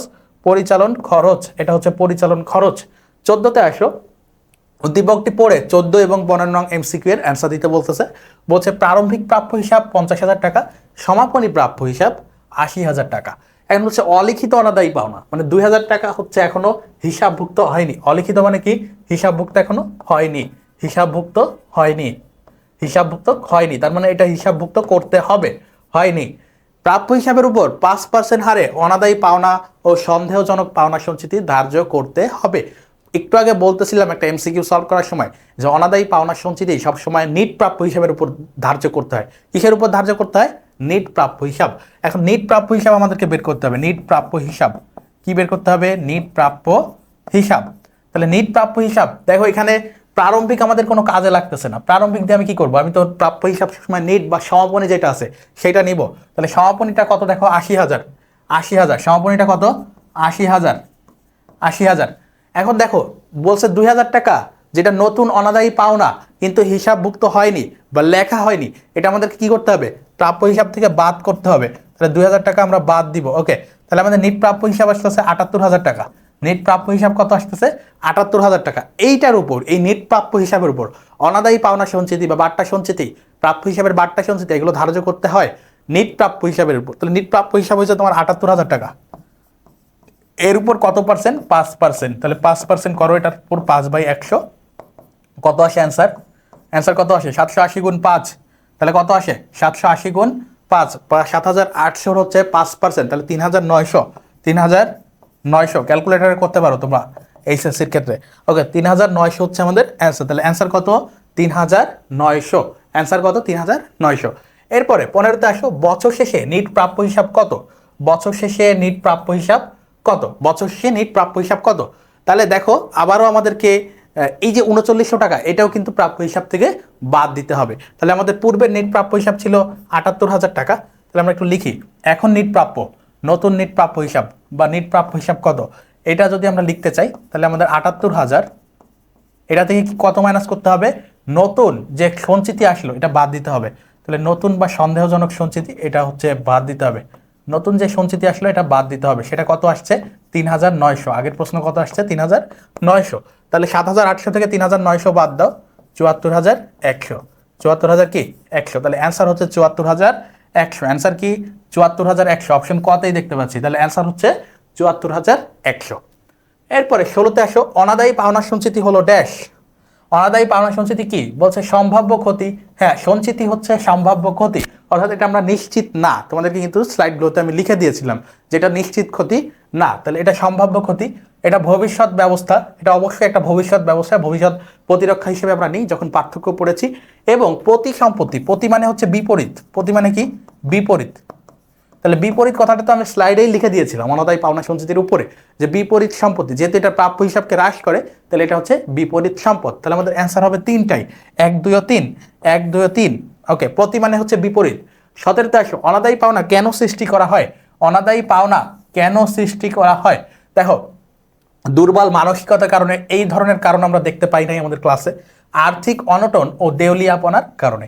তাহলে আর্থিক সংকটে পড়তে পারে তোমার যে প্রাপ্য হিসাব আছে বা দেনাদার, যার কাছে তুমি বাকিতে পণ্য বিক্রি করছো, সে আর্থিক সংকটে পড়তে পারে বা দেউলিয়াত্বের কারণে কি হয়? এই যে অনাদায়ী পাওনা বা কুঋণের সৃষ্টি হয়। তাহলে অ্যান্সার হবে খ। অ্যান্সার কি হবে? খ। ওকে, এরপরে দেখো 18তে আসো, অনাদায়ী পাওনা ধার্য করা না হলে, অনাদায়ী পাওনা ধার্য করা না হলে কি ঘটবে? নেট মুনাফা অতিরিক্ত প্রদর্শ হবে। তাহলে দেখো আমরা পরিচালন খরচ হিসেবে অনাদায়ী পাওনা বা কুঋণ বাদ দিই, তাহলে ওই কুঋণটা যদি বাদ না দিই পরিচালন খরচের মধ্যে, তাহলে আমাদের নেট মুনাফা বেড়ে যাবে। নেট মুনাফা কি হবে? অতিরিক্ত প্রদর্শিত হবে বা বেশি দেখানো হবে। তাহলে 1 নম্বর কথা ঠিক আছে, নেট মুনাফা কম প্রদর্শন হওয়ার কোনো সুযোগ নেই, মাত্র দেখলাম বেশি প্রদর্শিত হবে। তাহলে 2 নম্বর কথা বাদ। 3 বলছে সম্পত্তির মূল্য অতিরিক্ত প্রদর্শিত হবে। প্রাপ্য হিসাব থেকে কুঋণ সঞ্চিতি বাদ দিতে হয়, তাহলে কুঋণ সঞ্চিতি যদি বাদ না দিই আর্থিক অবস্থার বিপরীতে আমাদের প্রাপ্য হিসাব নামক একটা সম্পদ বেশি দেখানো হবে। তাহলে সম্পত্তির মূল্য অতিরিক্ত প্রদর্শন হবে, এই কথাটাও ঠিক আছে। তাহলে অ্যান্সার হচ্ছে 1 ও 3। অ্যান্সার কি হচ্ছে? 1 ও 3। 19-এ আসো, অনাদায়ী পাওনা আদায় হলে, অনাদায়ী পাওনা আদায় হলে কি ঘটবে? কি বলছে? অনাদায়ী পাওনা আদায় হলে কি ঘটবে? বলছে প্রাপ্য হিসাব ডেবিট করতে হবে। কি করতে হবে? অনাদায়ী পাওনা আদায় হলে কি করতে হবে? প্রাপ্য হিসাব ডেবিট করতে হবে। প্রাপ্য হিসাব ডেবিট করতে হবে। তাহলে অনাদায়ী পাওনা যদি আদায় হয় তাহলে আমাদেরকে প্রাপ্য হিসাব ডেবিট করতে হয়, মানে যেটাকে আমরা কুঋণ পুনরুদ্ধার বলি, বা যে টাকা ধরে নিয়েছিলাম আদায় হবে না, পরবর্তীতে দেখা গিয়েছে আদায় হবে, সেক্ষেত্রে আমরা কি করি? প্রাপ্য বা দেনাদার হিসাবটাকে ডেবিট করি। অনাদায়ী পাওনা সঞ্চিতির হিসাবকে আবারও ক্রেডিট করি, যেহেতু এটা ডেবিট করে কমায় ফেলছিলাম, তাহলে পুনরুদ্ধার হলে আমাদেরকে উল্টা কাজ করতে হয়। যেহেতু আবারও আমরা যেহেতু টাকা পাই এবং আমরা কি পাই? প্রাপ্য হিসাবের কাছ থেকে নগদ বা ব্যাংকের মাধ্যমে টাকা পাই, তাহলে আমাদেরকে নগদান হিসাবকেও ডেবিট করতে হবে। কি করতে হবে? নগদান হিসাবকে ডেবিট করতে হবে। 3টি কথাই কিন্তু ঠিক আছে। তাহলে আমাদের অ্যান্সার হবে 1, 2 ও 3। আমাদের অ্যান্সার কি হবে? 1, 2 ও 3। 20-এ আসো, প্রাপ্য হিসাবের বিকল্প হিসাব হচ্ছে, প্রাপ্য হিসাবের বিকল্প হিসাব। তাহলে প্রাপ্য হিসাবকে আমরা আর কি কি নামে ডাকতে পারি? প্রথমটা বলছে পুস্তক ঋণ হিসাব, তাহলে প্রাপ্য হিসাবের আরেকটা নাম মনে রাখবা, আজকে থেকে মুখস্থ কর। প্রাপ্য হিসাবের একটা সনাতন নাম হচ্ছে পুস্তক ঋণ। প্রাপ্য হিসাবের একটা সনাতন নাম কি? পুস্তক ঋণ হিসাব। তাহলে এটা ঠিক আছে। প্রাপ্য হিসাবের অপর নাম দেনাদার, এটা সবাই জানো। এটা কি জানো? সবাই জানো। তাহলে 1 আর 2 ঠিক আছে। ক্রয় খতিয়ানের জের মানে হচ্ছে পাওনাদার। ক্রয় খতিয়ানের জের মানে কি? প্রদেয় হিসাব বা পাওনাদার। প্রদেয় হিসাব বা পাওনাদার। এটার সাথে আরো একটা অ্যান্সার আসতে পারে, সেটা হচ্ছে প্রাপ্য হিসাবের জের বা বিক্রয় খতিয়ানের জের। দুঃখিত, বিক্রয় খতিয়ানের জের, এটার নাম কি আসতে পারে? বিক্রয় খতিয়ানের জের। বিক্রয় খতিয়ানের জের। বিক্রয় খতিয়ানের জের। বিক্রয় খতিয়ানের জের। ওকে, কারণ কি? বিক্রয় জাবেদায় আমরা কোনগুলো লিখি? বিক্রয় জাবেদায় সকল বাকিতে বিক্রয় লিখি, এবং বাকিতে বিক্রয় মানেই হচ্ছে প্রাপ্য হিসাব। তাহলে বিক্রয় খতিয়ানের জেরও কিন্তু থাকতে পারে বিকল্প নাম হিসাবে। তাহলে 1 আর 2 কারেক্ট, 3 নাম্বার ভুল। তাহলে অ্যান্সার হচ্ছে 1 ও 2। অ্যান্সার হচ্ছে কি? 1 ও 2। তো প্রিয় শিক্ষার্থীরা আমরা 20টি এমসিকিউ কিন্তু সলভ করলাম, এবং এই 20টি এমসিকিউ এর মাধ্যমে আশা করি তোমাদের যে এমসিকিউ নিয়ে ঝামেলা ছিল এই অধ্যায়ের, সেগুলো ইনশাল্লাহ দূর হয়েছে, এবং পুরো ক্লাসের টপিকের মাধ্যমে তোমরা কিন্তু টপিকগুলো বুঝতে সক্ষম হয়েছো। এ পর্যায়ে আমরা চলে যাব আমাদের প্রথম সৃজনশীল। তোমাদের জন্য 2টি সৃজনশীল রেখেছিলাম, বলেছিলাম ক্লাসের শুরুতে আজকে আমরা 2টা সৃজনশীল সলভ করব। তার প্রথম সৃজনশীলে আমরা চলে যাব। তো 1 নং সৃজনশীলের উদ্দীপকে কি আছে দেখো। বলছে 2018 সালের 1 জানুয়ারি 2018 সালের 1 জানুয়ারি তারিখে রূপালী লিমিটেডের অনাদায়ী পাওনা সঞ্চিতির পরিমাণ। অনাদায়ী পাওনা সঞ্চিতির পরিমাণ, তাহলে এটা হচ্ছে পুরাতন। এটা কি? পুরাতন অনাদায়ী পাওনা সঞ্চিতি। এটা হচ্ছে পুরাতন অনাদায়ী পাওনা সঞ্চিতি। 31 ডিসেম্বর 2018 তারিখে প্রাপ্য হিসাবের উদ্বৃত্ত 41,500 টাকা। তাহলে এটা হচ্ছে সমাপনী দেনাদারের উদ্বৃত্ত। তাহলে এখান থেকে আমরা নেট দেনাদারে যাইতে পারবো। তাহলে এটা হচ্ছে সমাপনী। অবলোপনকৃত অনাদায়ী পাওনার পরিমাণ 2500 টাকা। তাহলে এইটা হচ্ছে নতুন, তবে এটা হিসাবভুক্ত হয়ে গেছে। এরপর হচ্ছে অলিখিত অনাদায়ী পাওনা 2000 টাকা। তাহলে এইটাও নতুন। এটাও কি? নতুন অনাদায়ী পাওনা। প্রাপ্য হিসাবের উপর 10% অনাদায়ী পাওনা সঞ্চিতি রাখতে হবে। তাহলে নিট প্রাপ্য হিসাবের উপর আমাদের এই 10% অনাদায়ী পাওনা সঞ্চিতি ধরতে হবে। এখন প্রথমে বলছে নতুন অনাদায়ী পাওনা সঞ্চিতি নির্ণয় করো। নতুন অনাদায়ী পাওনা সঞ্চিতি নির্ণয় করো। তাহলে নতুন অনাদায়ী পাওনা সঞ্চিতি নির্ণয় করার ক্ষেত্রে আমরা কি করতে পারি? আমাদের যে প্রাপ্য হিসাব আছে 41,500 টাকা, সেটা থেকে আমরা কি করব? সেটা থেকে আমরা হচ্ছে যতটুকু বাদ দেওয়া হয়নি, দেখো এইটা কিন্তু অবলোপনকৃত, তার মানে এটা লেখা হয়ে গেছে, এটা লিখিত, এটা লিপিবদ্ধকৃত। আর এই যে দেখো, এটা নতুন তবে লিপিবদ্ধকৃত, কিন্তু এই 2000 টাকা এখনো অলিখিত আছে। তাহলে এটা আমাদেরকে বাদ দিতে হবে।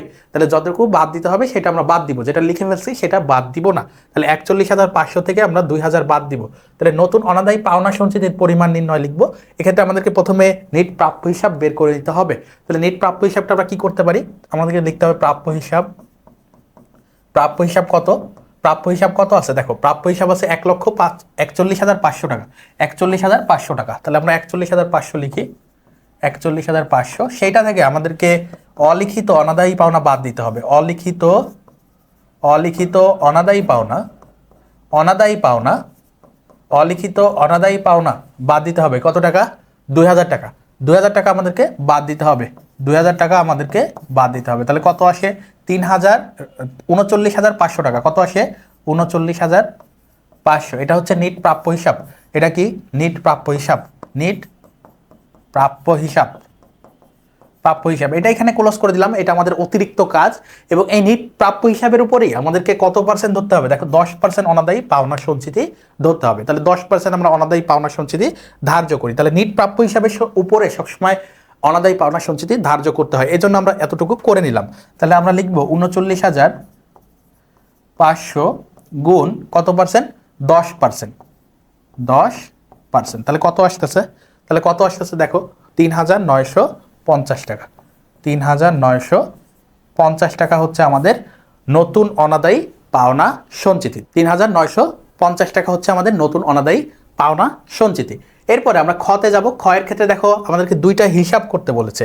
কি করতে বলেছে? অনাদায়ী পাওনা হিসাব এবং অনাদায়ী পাওনা সঞ্চিতি হিসাব। তাহলে একটা হচ্ছে আমাদের খরচ, আর একটা হচ্ছে অনাদায়ী পাওনা সঞ্চিতি হিসাব। তাহলে খরচের ক্ষেত্রে আমরা সবগুলো খরচ যোগ করব। খরচের ক্ষেত্রে কি করব?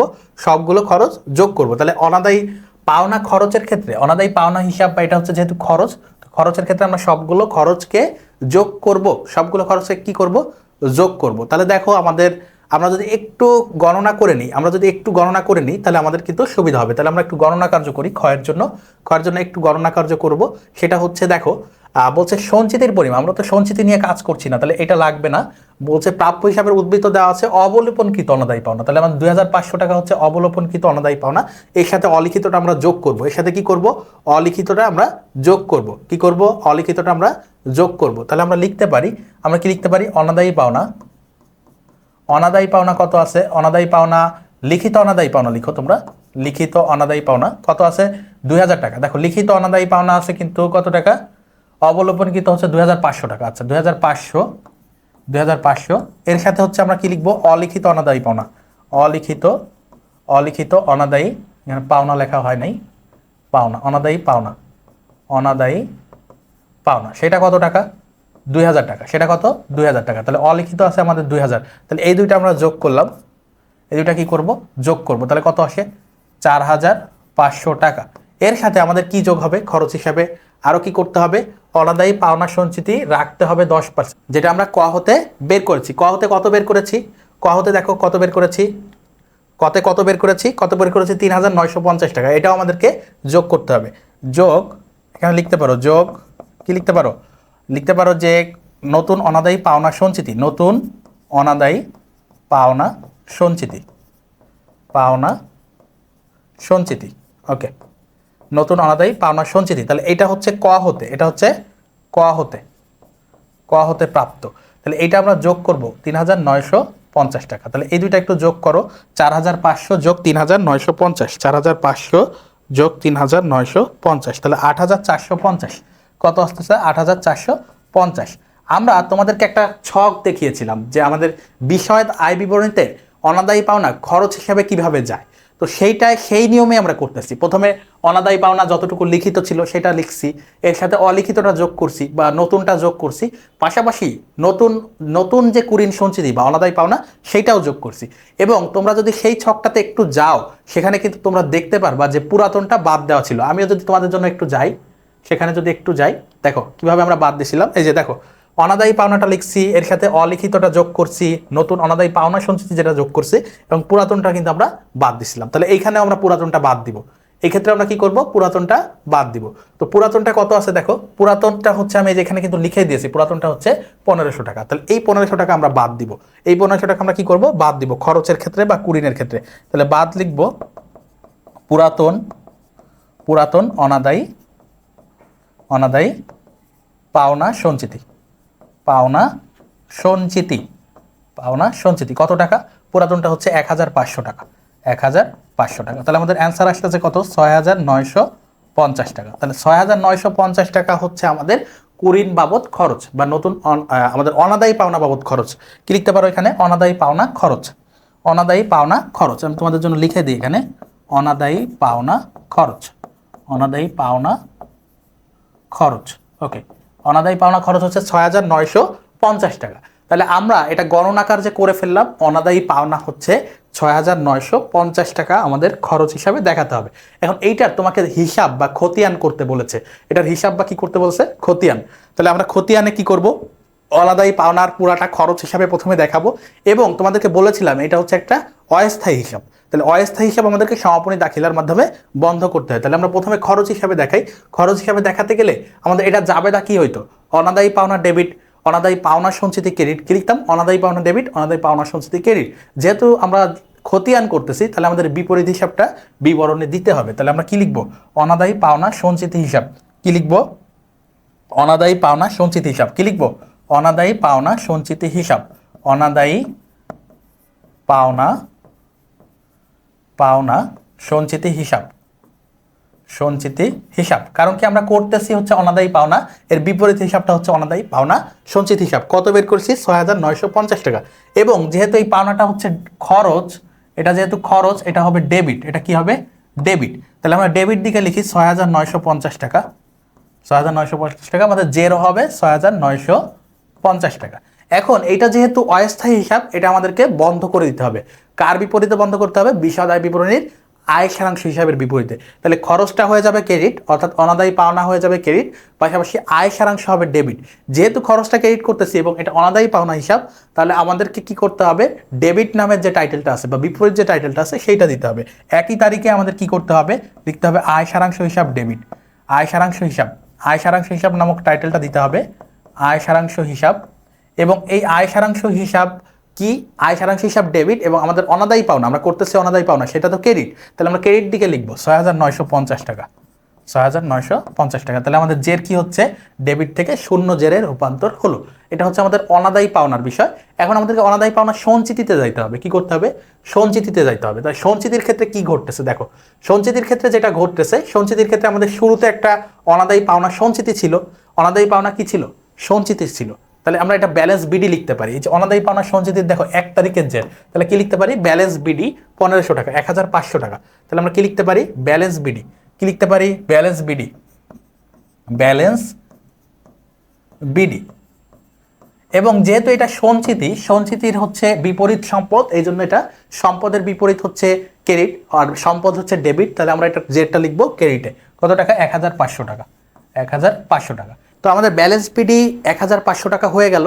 এরপর আমাদেরকে কি করতে হবে, আমাদের যে প্রত্যেকটা, আমরা তো বলেছিলাম যে আমরা বরাদ সরাসরি পদ্ধতিতে কখনোই কি করব না, আমাদের সঞ্চিতি পদ্ধতিতে যাব না বা হচ্ছে প্রাপ্য হিসাবের অবলোপন করব না, আমরা সঞ্চিতি পদ্ধতিতে যাব, বরাদ্দ বা সরাসরি পদ্ধতিতে কখনোই করব না। এখন সঞ্চিতি পদ্ধতিতে করলে আমাদের যেটা হয়, আমরা যদি উদ্দীপকের দিকে যাই, দেখো এখানে অবলোপনকৃত অনাদায়ী পাওনার পরিমাণ নতুন আসতেছে হচ্ছে ২৫০০ টাকা। তাহলে এইটা যখন আমরা করছি তখন আমরা কি লিখছি, অনাদায়ী পাওনার ডেবিট, অনাদায়ী পাওনার সঞ্চিতি ক্রেডিট। তাহলে এই ক্ষেত্রেও কিন্তু আমাদের ২৫০০ টাকা সঞ্চিতি ক্রেডিট আসতেছে। এবং সেক্ষেত্রে আমরা বিপরীত টাইটেলটা দিব, কি লিখবো, বিপরীত টাইটেলটা লিখবো, বিপরীত টাইটেলটা লিখবো। তো বিপরীত টাইটেল যখন খরচ ধার্য করা হয়ে যায় তখন কিন্তু প্রাপ্য হিসাবের বিপরীতে আমাদের কুড়িন সঞ্চিতি কাটা হয়ে যায়। এজন্য আমরা লিখতে পারি প্রাপ্য হিসাব, প্রাপ্য হিসাবটাকে লিখতে পারি বিপরীত হিসাবে। প্রাপ্য হিসাব কত টাকা, একবার করছি হচ্ছে দেখো, একবার করেছি ২৫০০ আর একবার করেছি ২০০০। তাহলে এই দুইটাই হচ্ছে আমাদের ডেবিট, এই দুইটাই কি আমাদের ডেবিট। তাহলে প্রাপ্য হিসাব হচ্ছে একবার ২০০০, ২০০০। তাহলে ১৫০০ থেকে যদি তোমরা ২০০০ টাকা ক্রেডিট করতে চাও, কি করতে চাও, ক্রেডিট করতে চাও, আমাদের অনাদায়ী পাওনা সঞ্চিতি যখন ডেবিট হয়ে গেল তখন আমাদের এইখানে কত জের আসতেছে দেখো, একবার আসতেছে ৫০০ টাকা, আরেকবার আসতেছে আমাদের প্রাপ্য হিসাব, আরেকবার প্রাপ্য আসতেছে কত, প্রাপ্য হিসাব নামক, প্রাপ্য হিসাব কিন্তু ক্রেডিট এবং আমাদের অনাদায়ী পাওনা সঞ্চিতি কিন্তু ডেবিট। সেক্ষেত্রে আমরা প্রাপ্য হিসাব, অনাদায়ী পাওনা সঞ্চিতির বিপরীত যে হিসাব সেটা কিন্তু বিবরণে লিখতেছি। আবার প্রাপ্য হিসাব দেখে উল্টাপাল্টা মনে করো না, আমাদের খতিয়ানের নিয়মই হচ্ছে টাইটেলে লিখতে হবে বিপরীতটা। এবং অনাদায়ী পাওনা সঞ্চিতি যেহেতু ক্রেডিট ডেবিট, সেহেতু আমরা ডেবিটের যে টাইটেল আছে সেটা লিখতেছি। তাহলে এখানে আবারও হবে ২৫০০ টাকা, কত হবে, ২৫০০ টাকা। তাহলে এখানে কত আসলো, ৩০০০ টাকা। তো দেখো আমাদের জেডটা হয়ে গেল ডেবিট। এরপরে আমরা কি করব, অনাদায়ী পাওনা, কোথায় যাব, অনাদায়ী পাওনা খরচে চলে যাব, অনাদায়ী পাওনা খরচ। তো অনাদায়ী পাওনা খরচ যখন আমরা লিপিবদ্ধ করছি, অনাদায়ী পাওনা খরচ যখন খতে লিপিবদ্ধ করছি, তখন এর বিপরীতে কি আসছিল, অনাদায়ী পাওনা সঞ্চিতি নামক একটা ক্রেডিট আসছিল। তো সেইটা হচ্ছে আমাদের ৬,৯৫০ টাকা। তাহলে এখানে অনাদায়ী পাওনা সঞ্চিতি কত আছে, ৬,৯৫০ টাকা ক্রেডিট আছে, কি আছে, ক্রেডিট আছে। তাহলে আমরা লিখতে পারি অনাদায়ী পাওনা, কি লিখবো, বিপরীত যে হিসাবটা আছে সেটা লিখবো, অনাদায়ী পাওনা, অনাদায়ী পাওনা বিপরীতটা লিখলাম। এবং আমাদের এখানে জের কিন্তু ক্রেডিট ৬,৯৫০ টাকা, ৬,৯৫০ টাকা। তাহলে এখানে দেখো ডেবিট জের ছিল ৩০০০, এখানে আসলো ক্রেডিট জের। তাহলে এই দুইটার বিয়োগফল করো, ৩,৯৫০ টাকা হচ্ছে আমাদের অনাদায়ী পাওনা সঞ্চিতির ক্রেডিট জের। অনাদায়ী পাওনা সঞ্চিতির ক্রেডিট জের কত, ৩,৯৫০ টাকা। তো এই ছিল আমাদের ক্ষয়ের রিকোয়ারমেন্ট, এটা কি ছিল, খ নাম্বারের রিকোয়ারমেন্ট। এরপরে আমরা যদি গতে যাই, গয়ের ক্ষেত্রে আমাদেরকে কি বের করতে বলছে, গয়ের ক্ষেত্রে আমাদেরকে বলছে অনাদায়ী পাওনা হিসাব এবং অনাদায়ী পাওনা সঞ্চিতি হিসাব, আয় বিবরণী, আয় বিবরণী এবং আর্থিক অবস্থার বিবরণী। এবং কোথায় দেখাতে বলছে, আর্থিক অবস্থার বিবরণীতে কিভাবে প্রদর্শিত হবে তা দেখাও। এটার জন্য দুইটা ছক দেখাইছিলাম ক্লাসের শুরুর দিকে। তো সেই ছক দুইটা অনুযায়ী আমাদের করতে হবে। আয় বিবরণীতে আমাদের পুরাতনটা দিয়ে শুরু করতে হবে, নতুন দুইটা যোগ করতে হবে, পুরাতন সঞ্চিতিটা বাদ দিতে হবে, এবং বিশদ আয় বিবরণীতে আমরা প্রাপ্য থেকে নতুন দুইটা বাদ দিব। এই হলো আমাদের কাজ। তাহলে আমরা গতে চলে যাই। গতে আমরা প্রথমে বিশদ আয় বিবরণীতে লিখি, বিশদ আয় বিবরণীতে লিখি আমরা কি লিখবো, অনাদায়ী পাওনা, কত কি লিখবো, অনাদায়ী পাওনা, অনাদায়ী পাওনা। অর্থাৎ তোমরা যদি আরেকটু খেয়াল করো, এই যে এই অংশটাই আমরা লিখবো, এই যে নতুন অনাদায়ী পাওনা, এটা দিয়েই শুরু করতেছি। তাহলে অনাদায়ী পাওনা আমাদের কত, ২৫০০ টাকা, ২৫০০ টাকা। অনাদায়ী পাওনা ২৫০০ যোগ যোগ নতুন অনাদায়ী পাওনা, যোগ কি, নতুন অনাদায়ী পাওনা, নতুন অনাদায়ী পাওনা। নতুন অনাদায়ী পাওনা কত হয়েছে? 2000 টাকা। কত হয়েছে? 2000 টাকা। এখানে দেখো যে নতুন অনাদায়ী পাওনা হয়েছে আমাদের 2000 টাকা। এই যে অলিখিত বা নতুন অনাদায়ী পাওনা হয়েছে 2000 টাকা। তাহলে এটা আমরা যোগ করলাম, কত হইল? 4500 টাকা। যোগ নতুন অনাদায়ী পাওনা সঞ্চিতি। যোগ কি? নতুন অনাদায়ী পাওনা সঞ্চিতি। নতুন অনাদায়ী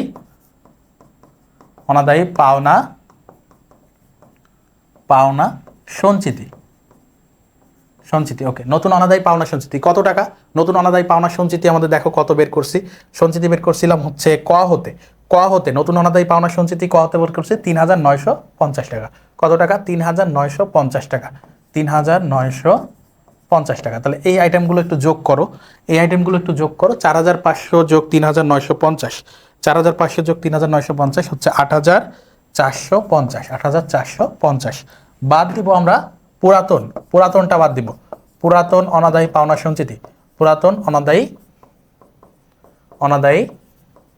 পাওনা সঞ্চিতি। পুরাতন অনাদায়ী পাওনা সঞ্চিতি কত বাদ দিব? পুরাতনটা হচ্ছে আমাদের একেবারে শুরুতে ছিল, দেখো 1500 টাকা। কত ছিল? 1500 টাকা। তাহলে এটা আমরা বাদ দিব। এটা কি করব? বাদ দিব। তাহলে এটা আমরা বাদ দিব 1500 টাকা। তাহলে কত আসতেছে? 6950 টাকা। 6950 টাকা হচ্ছে আমাদের বিষাদায় বিবরণীতে খরচ হিসাবে দেখাতে হবে। তাহলে এইখানে আমরা কি লিখতে পারি? অনাদায়ী পাওনা খরচ। কি লিখতে পারি? অনাদায়ী পাওনা খরচ। ওকে, তাহলে এইটা আমরা লিখতে পারি। এরপরে আমাদের আরেকটা রিকোয়ারমেন্ট হচ্ছে আমাদের আর্থিক অবস্থা বিবরণীতে কি দেখাতে হবে? প্রাপ্য হিসাব দিয়ে আমরা শুরু করব। আর্থিক অবস্থা বিবরণীতে কি করব? প্রাপ্য হিসাব দিয়ে আমরা শুরু করব।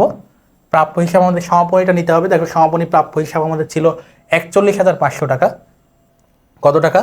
41,500 টাকা। তো আমরা সেইটাই লিখব 41,500। ওকে, 41,500। এখন এইখান থেকে আমরা দুইটা আমাদের যে নতুন অনাদায়ী পাওনা আসছে সেগুলো আমরা কি করব? বাদ দিব। তাহলে একটা বলছে লিখিত, দেখো একটা বলছে লিখিত। তাহলে যেটা লিখিত, দেখো এখানে বলছে প্রাপ্য অবলোপনকৃত, তাহলে লিখিতটা আমরা নিব না। তাহলে এটা নিব না, 2500 টাকা। অলিখিত অনাদায়ী পাওনা কত আছে? 2000। এটা বাদ দিব। তাহলে অলিখিত অনাদায়ী পাওনা যেটা আছে, নতুন অলিখিত অনাদায়ী পাওনা, এটা বাদ দিব। কি লিখব? অলিখিত অনাদায়ী পাওনা। অলিখিত অনাদায়ী পাওনা কত টাকা? অলিখিত অনাদায়ী পাওনা কত টাকা আমরা দেখলাম মাত্র? অলিখিত অনাদায়ী পাওনা দেখছি হচ্ছে 2000 টাকা। 2000 টাকা আমরা বাদ দিব। কত টাকা বাদ দিব? 2000 টাকা। 2000 টাকা। তাহলে বাদ দেওয়ার কত আসতেছে আমাদের? 39,500। এর থেকে আবারও বাদ দিতে হবে আমাদের যে সঞ্চিতিটা আসছে। নতুন করে আবার যে সঞ্চিতি আমাদেরকে বলতে বলছে, এই যে এইটা আমাদেরকে বাদ দিতে হবে। 10% অনাদায়ী পাওনা সঞ্চিতি রাখতে বলছে, যেটা আমরা কতে কিন্তু বের করেছি 3950 টাকা। 3950 টাকা আমরা বাদ দিব। বাদ নতুন অনাদায়ী পাওনা সঞ্চিতি। নতুন অনাদায়ী পাওনা সঞ্চিতি 3950 টাকা। 3950 টাকা। তাহলে এটা বাদ দিলে কত আসে দেখো? 39,500 মাইনাস আমাদের কত? 3950 টাকা। তাহলে কত আসে? 35,550। 35,550। তো এই ছিল আমাদের ক নাম্বার, আমাদের 1 নং সৃজনশীলের গয়ের রিকোয়ারমেন্ট। আশা করি তোমরা সবাই বুঝতে পেরেছো। খুবই সহজভাবে তোমাদেরকে বোঝানোর চেষ্টা করেছি, এবং এই ধরনের সৃজনশীল আসে খুবই সহজ, খুবই ছোট ছোট অঙ্ক। এগুলো করতে কিন্তু খুব বেশি সময় লাগে না, কিন্তু বুঝতে গেলে একটু মনে হয় কঠিন লাগে এই চ্যাপ্টারটা তোমাদের কাছে। তো তোমরা যারা এই চ্যাপ্টারের ম্যাথগুলো আমার সাথে সাথে শিখে ফেলতে পারবা, যারা এতক্ষণ মনোযোগ দিয়ে ক্লাস করেছো, তোমাদের এই ধরনের সৃজনশীল আসলে খুব বেশি সময় লাগবে না। সর্বোচ্চ 15 মিনিট লাগতে পারে পুরো সৃজনশীলটা সলভ করতে। আমি তো তোমাদেরকে পুরো বিষয়গুলো ভেঙে ভেঙে দেখানোর চেষ্টা করেছি, এই জন্য আমার একটু সময় লাগছে।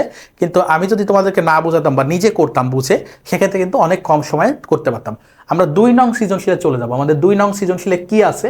তো 2 নং সৃজনশীলে দেখো কিছু তথ্য দেওয়া আছে। এখানে 2018 সালের 1 জানুয়ারি অর্থাৎ প্রারম্ভিক কিছু তথ্য দেওয়া আছে, এবং পাশাপাশি 2018 সালের পুরো বছর জুড়ে প্রাপ্য হিসাব সম্পর্কিত লেনদেন দেওয়া আছে। এখন পহেলা তারিখে মানে প্রারম্ভিক যে জেরগুলো আছে, দেখো অনাদায়ী পাওনা সঞ্চিতির একটা জের দেওয়া আছে, পাশাপাশি প্রাপ্য হিসাবের একটা জের দেওয়া আছে। আচ্ছা, এবার সারা বছর ধরে কি হয়েছে? ধারে বিক্রয় হয়েছে, প্রাপ্য হিসাব থেকে আদায় হয়েছে, অনাদায়ী পাওনা অবলোপন করতে হয়েছে, অর্থাৎ যতটুকু আমরা নিশ্চিত হয়েছি ততটুকু সঞ্চিতি থেকে বাদ দিতে হয়েছে।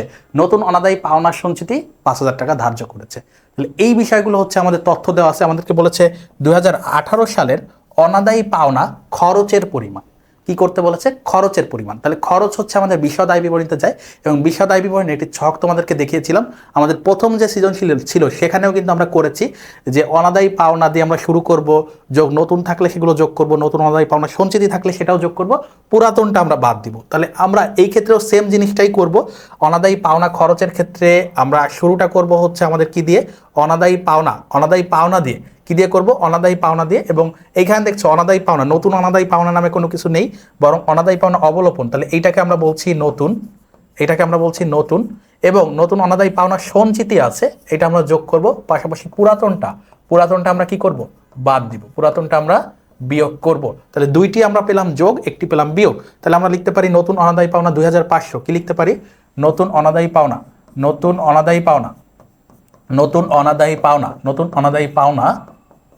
বা অলিখিত অনাদায়ী পাওনা 2500 টাকা। ওকে, এরপরে যোগ কি করতে পারি, যোগ লিখতে পারি নতুন অনাদায়ী পাওনা সঞ্চিতি। কি লিখতে পারি, নতুন অনাদায়ী পাওনা সঞ্চিতি। ওকে, নতুন অনাদায়ী পাওনা সঞ্চিতি কত টাকা, নতুন অনাদায়ী পাওনা সঞ্চিতি দেখো 5000 টাকা আছে। তাহলে 5000 টাকা আমরা যোগ করব। কি করব, 5000 টাকা আমরা যোগ করব। এরপরে দেখো তাহলে দুইটা যোগ করে হলো আমাদের 7500। এখান থেকে আমাদের কি বাদ দিতে হবে, আমাদেরকে বাদ দিতে হবে পুরাতন অনাদায়ী পাওনা সঞ্চিতি খরচ নির্ণয়ের জন্য, পুরাতন অনাদায়ী পাওনা সঞ্চিতি। তাহলে এই সেম জিনিসটাই আমরা করতাম আমাদেরকে যদি বিশদ আয় বিবরণীর কথা বলতো। আমার বিশদ আয় বিবরণীতে অনাদায়ী পাওনাকে যেভাবে দেখাই ঠিক সেভাবেই কিন্তু আমরা অনাদায়ী পাওনা খরচের পরিমাণটা নির্ণয় করছি। তাহলে পুরাতনটা কত দেখো, পুরাতনটা হচ্ছে আমাদের 2000 টাকা। কত টাকা, 2000 টাকা। তাহলে আমাদের কত আসতেছে অ্যান্সার, 5500। কত আসতেছে, 5500 হচ্ছে আমাদের অনাদায়ী পাওনা খরচের পরিমাণ। ওকে, এবার ক আমাদের শেষ হয়ে গেল, ক এর রিকোয়ারমেন্ট শেষ। খতে বলছে উপযুক্ত লেনদেনগুলোর জাবেদা দাখিলা দাও। তাহলে জাবেদা দাখিলা দিতে গেলে আমাদেরকে এইখান থেকে শুরু করতে হবে, সারা বছর ধরে যা যা হয়েছে সেগুলোর জাবেদা দাখিলা দিতে হবে। তাহলে দেখো ধারে বিক্রয় হয়েছে, তাহলে ধারে বিক্রয়ের জাবেদা একেবারে সহজ, প্রাপ্য হিসাব ডেবিট, আমাদের যে বাকিতে বিক্রয় হলে বিক্রয় হিসাব ক্রেডিট। তাহলে প্রাপ্য হিসাব ডেবিট, বিক্রয় হিসাব ক্রেডিট। কি লিখতে পারি, প্রাপ্য হিসাব ডেবিট এবং বিক্রয় হিসাব ক্রেডিট। কি লিখতে পারি, বিক্রয় হিসাব ক্রেডিট। তাহলে আমাদের কত টাকার লেনদেন হয়েছে, আমাদের লেনদেন হয়েছে 80,000 টাকার। কত টাকার, 80,000 টাকার। ওকে, তাহলে আমরা দুই পাশেই 80,000 টাকা লিখবো। কত লিখবো, 80,000 টাকা। এরপরে দেখো প্রথমটা আমাদের হয়ে গেল। তোমরা ব্যাখ্যা দিতে পারো, ব্যাখ্যায় লিখতে পারো যে ধারে বাকি বা বাকিতে ক্রয়, বাকিতে বিক্রয়, ধারে বা বাকিতে বিক্রয়। ওকে, এরপরে যে লেনদেনটি রয়েছে প্রাপ্য হিসাব থেকে আদায়। তাহলে প্রাপ্য হিসাব থেকে আদায় হলে কি ঘটবে, প্রাপ্য হিসাব থেকে যদি আদায় হয় তাহলে আমরা লিখতে পারি নগদান ডেবিট, প্রাপ্য হিসাব ক্রেডিট। কি লিখতে পারি, নগদান ডেবিট, প্রাপ্য হিসাব ক্রেডিট। তাহলে আমরা লিখবো নগদান হিসাব ডেবিট। কত টাকা আদায় হয়েছে, 70,000 টাকা। 70,000 টাকা। এবং কি লিখতে পারি, নগদানের পাশাপাশি আমাদের প্রাপ্য হিসাবটাকে ক্রেডিট করে দিতে হবে, কত টাকা, 70,000 টাকা। 70,000 টাকা। তাহলে এইটা আমাদের গেল, এবং এখানে তোমরা কিন্তু একটু ব্যাখ্যা লিখবা, যেহেতু ব্যাখ্যার কথা বলে নাই কিছু। যদি ব্যাখ্যা প্রয়োজন নেই থাকে সেক্ষেত্রে তোমরা ব্যাখ্যা দিবা না, কিন্তু যদি কোনো কিছু বলা না থাকে সেক্ষেত্রে একটু লিখবা। জাস্ট এখানে যে প্রাপ্য হিসাবের নিকট থেকে আদায়, এখানে লিখবা বাকিতে বিক্রয়, শেষ। এরপরে বলছে যে অনাদায়ী পাওনা অবলোপন করতে হবে। তাহলে অনাদায়ী পাওনা যদি অবলোপন করতে চাই, অবলোপন করতে গেলে যেহেতু আমরা সঞ্চিতি পদ্ধতিতে হিসাব রাখবো, তাহলে অবলোপন করা মানে কি, অনাদায়ী পাওনা সঞ্চিতিকে ডেবিট করতে হবে, প্রাপ্য হিসাবকে ক্রেডিট করতে হবে। কি করতে হবে, অনাদায়ী পাওনা সঞ্চিতি ডেবিট করতে হবে। অনাদায়ী পাওনা সঞ্চিতি ডেবিট। কি লিখবো, অনাদায়ী পাওনা সঞ্চিতি ডেবিট,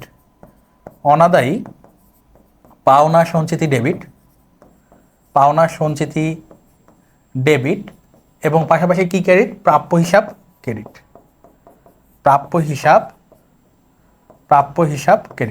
ওকে।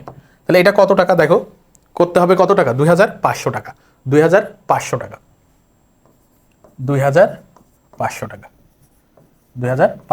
দেখো এরপরে দেখো আমাদের আরো জাবেদা রয়েছে। এখানে বলছে নতুন অনাদায়ী পাওনা সঞ্চিতি, তো এই বিষয়গুলো আমরা মূলত আমাদের যে কতে যে খরচের পরিমাণ নিয়ে আসছিলাম সেইখানে কিন্তু দেখাই ফেলছি।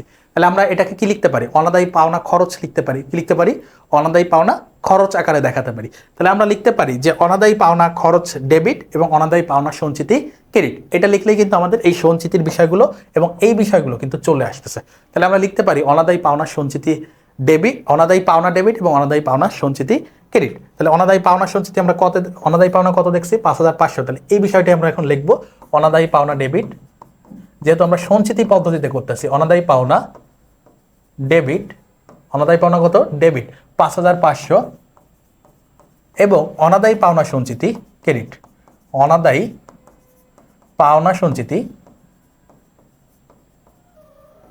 ক্রেডিট কত টাকা 5,500 টাকা।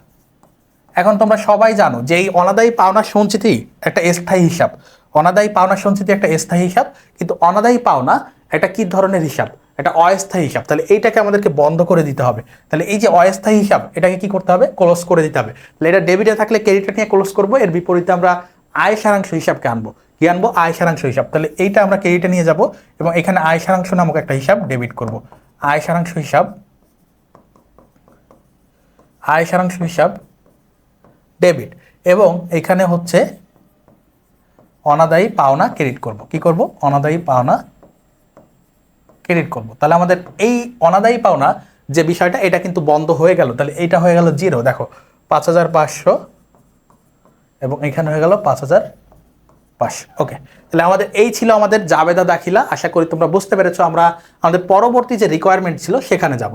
পরবর্তী গয়ের রিকোয়ারমেন্টে বলেছে অনাদায়ী পাওনা সঞ্চিতি এবং প্রাপ্য হিসাব তৈরি করো। অনাদায়ী পাওনা সঞ্চিতি এবং প্রাপ্য হিসাব তৈরি করো। তাহলে অনাদায়ী পাওনা সঞ্চিতির ক্ষেত্রে আমরা কি দেখতে পাচ্ছি, একটা ব্যালেন্স দেখতে পাচ্ছি।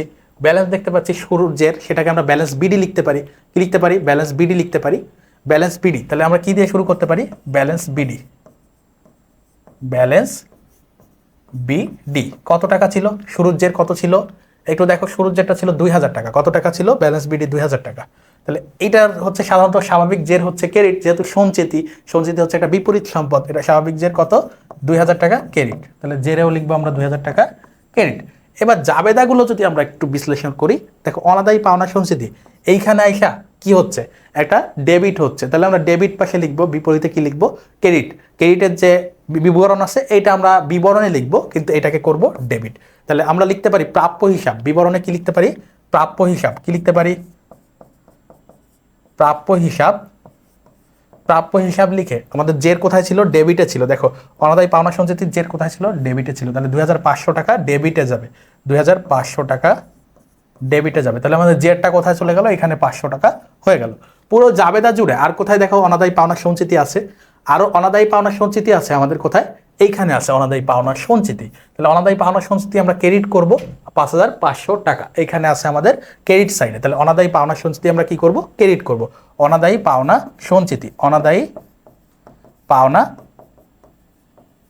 সঞ্চিতি, অনাদায়ী পাওনা সঞ্চিতি। ওকে, অনাদায়ী পাওনা সঞ্চিতি আমরা কি করব, ক্রেডিট করব। অনাদায়ী পাওনা সঞ্চিতি আমরা ক্রেডিট করে ফেলবো। কত টাকা আমাদের, দেখো এখানে কত ছিল 5,500 টাকা, 5,500 টাকা ক্রেডিট পাশে লিখবো, 5,500 টাকা। তাহলে 5,000 টাকা আমাদের ব্যালেন্স আসতেছে। আমাদের ব্যালেন্স কোথায় আসতেছে, 5,000 টাকা হচ্ছে আমাদের ক্রেডিট জের। আমাদের ক্রেডিট জের কত আসতেছে, 5,000 টাকা, 5,000 টাকা। ওকে, তো এই ছিল আমাদের অনাদায়ী পাওনা সঞ্চিতির হিসাব বা খতিয়ান।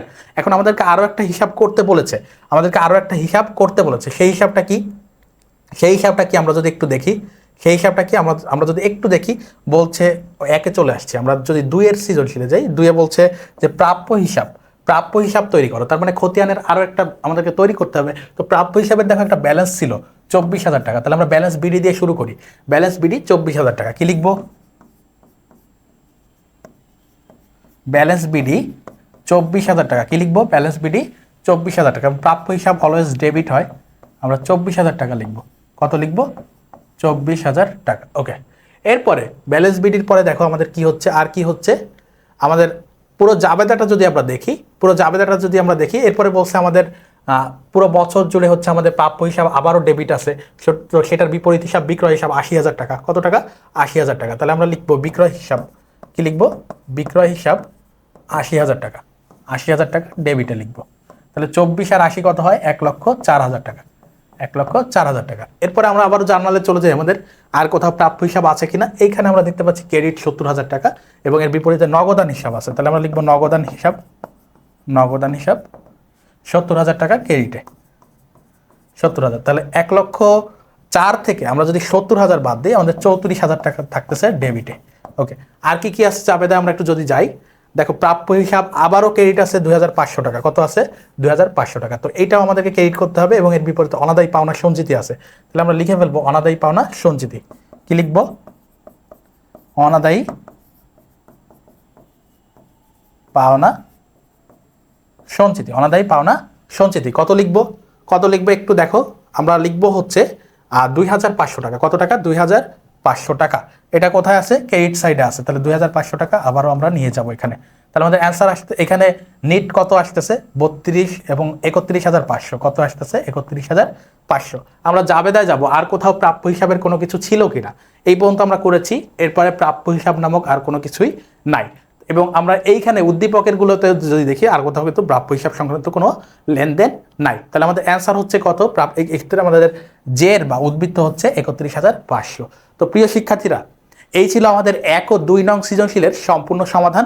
আশা করি তোমরা পুরো ক্লাসটি দেখেছো এবং যে এমসিকিউগুলো করিয়েছি, যে সৃজনশীলগুলো করিয়েছি, সেগুলো সঠিকভাবে তোমাদের খাতায় নোট করেছো। পুরো ক্লাসের যে বিষয়গুলো তোমাদের সমাধানের ক্ষেত্রে লাগবে সেগুলো নোট নিয়েছো এবং এই অধ্যায়টি তোমরা আরেকটু সময় দিয়ে একটু প্র্যাকটিস করবা। তোমাদের এইখান থেকে নিশ্চিত ইনশাল্লাহ 10 মার্কের একটি সৃজনশীল এবং 3 মার্কের 1 মার্ক করে 3 মার্কের 3টি এমসিকিউ, টোটাল 13 মার্কস তোমার ইনশাল্লাহ নিশ্চিত হবে। তো আশা করি আজকের ক্লাসটি ভালোভাবে বুঝেছো। তোমরা সবাই পড়াশোনার মধ্যে থাকো।